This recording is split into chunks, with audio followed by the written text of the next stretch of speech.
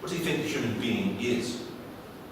Well, one answer to that is to say that Maximus doesn't view human nature, physis, as a thing, but as a process.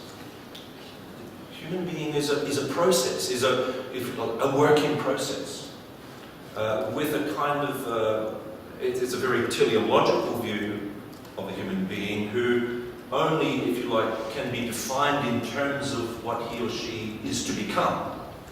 So what a human being is can only be understood with reference to the goal that God has set for human beings, the full flowering, the full completion and perfection of the human being. So it's a very dynamic picture of the human being, not one that can be easily tied down to sort of mathematical definitions, but must be elaborated with reference to the plan of God, which is, for Maximus, deeply Christocentric. It's a Christocentric plan, a Christocentric goal for human beings. And so, in fact, Maximus's anthropology is a Christocentric anthropology. You can't arrive at any understanding of what it means to be human without reference to Christ. It's beautiful, but it's done something. For Maximus, it's straightforward.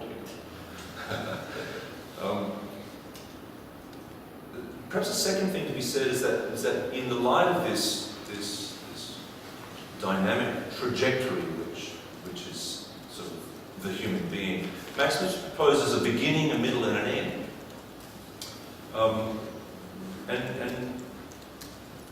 And the human being is in process from a beginning from which human nature emerges out of non-being by an act of God.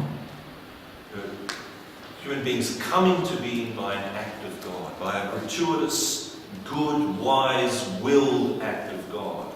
And so our very existence, if you like, is 100% dependent upon God. Human beings, although they have self-determination, they have free will, and yet this free will and this self-determination is not autonomous, but is contingent. It's given to them. It's a gift.